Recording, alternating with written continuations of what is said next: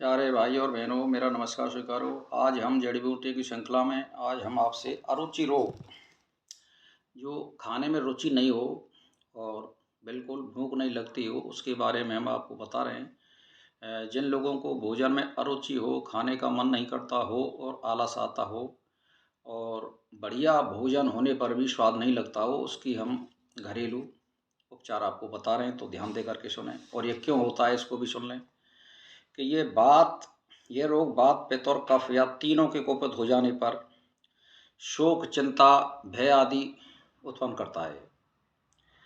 तो वात के प्रकोप से मुंह कसेला और दांत खट्टा, पित्त के प्रकोप से मुंह कड़वा और गर्म एवं बदबूदार होता है और मतलब नमकीन सा स्वाद लगता है। कफ में मुंह मीठा, भारी, लिपलिपा सा लगता है।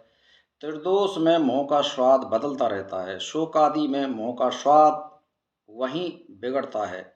इस रोग में भोजन की अच्छी इच्छा जाती रहती है और कुछ खाने की इच्छा नहीं करती है, यानी अरुचि हो जाती है। इसीलिए भाई और बहनों से मैं ये कि मतलब कह रहा हूँ, तो उसकी चिकित्सा सुने। तो एक तो अदरक लीजिए आप। अदरक के रस को गर्म करें और उसमें सेंधा नमक डालकर उसका कवल, यानी सेंधा नमक डाल करके उसका घोल सा बना लें। तो इसको मुख में रखें, अदरक को पीस करके और उसमें सेंधा नमक मिला लें और उसको मुंह में रख लें आप। जैसे खल्लड़ में कूट करके उसमें थोड़ा नमक मिला लें और उस अदरक को मुंह में रखें आप। तो इससे क्या होगा, अरुचि नाश होगी। दूसरी है बिजोरे नींबू की केसर, यानी बिजोरे नींबू की केसर और सेंधा नमक डालकर मुख में रखने से अरुचि नाश हो जाती है। केसर का मतलब है उसके फूल, या उसमें जो गूदा निकलता है उसमें रस नहीं होना चाहिए।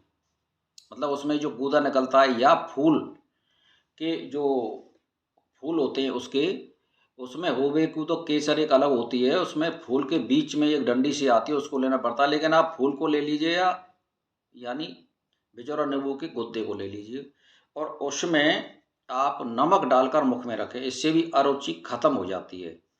दूसरी बात, आंवलों और मुनक्कों को पीसकर मुंह में रखने से भी अरुचि नष्ट हो जाती है, यानी आंवला और मुनक्का मुंह में रखने से। फिर तीसरा है कि अदरक के रस को में जरा सा सेंधा नमक मिला करके उसको आप मुंह में चबा करके खा भी सकते हैं, मुख में रखने की ज़रूरत भी नहीं है। फिर इसमें यह है कि आप ज़्यादा, जैसे मान के चलिए कि ज़्यादा आपको अरुचि हो रही हो और बिल्कुल ही भूख नहीं लग रही हो, तो एक काम करें आप, अदरक के रस में शहद मिलाकर चाटने से खांसी, जुखाम, कफ इसका नाश होता है और अरुचि वगैरह सारी और सर्दी नाश मतलब नुक्स बिल्कुल अलग हो जाती है और अत्यंत लाभदायक है। अदरक के रस में शहद मिलाकर चाटने से अरुचि भी खत्म होगी, खांसी, जुखाम ये भी मिटेंगे आपको।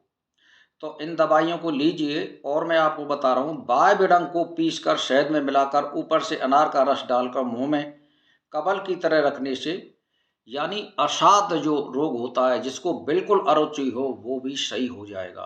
क्या, बाय बिडंग बाजार से आती है, जैसे काली मिर्च होती है ऐसे दाने से होते हैं बाय बिडंग के। तो इसको आप 50-100 ग्राम ले आइए, उसको 1 तोला के लगभग पीस लो और पीस करके उसमें शहद मिलाइए और चाट जाइए। ऊपर से अनार का रस डालकर मुंह में, यानी पहले आपने उसको मुंह में रख लिया बाय बिडंग और शहद को मिला करके, और ऊपर से अनार का मुंह में रखने से थोड़ी देर रखो उसको और फिर उसको अंदर ले जाइए। ऐसे सुबह शाम खाइए 8 दिन आप कम से कम।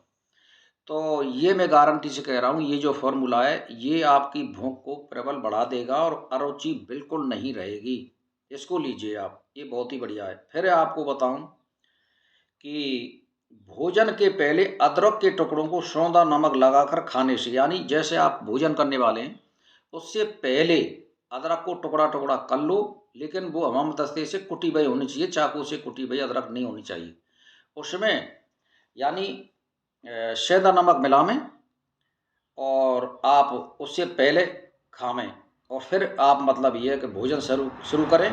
तो ये भी बहुत बढ़िया फॉर्मूला है।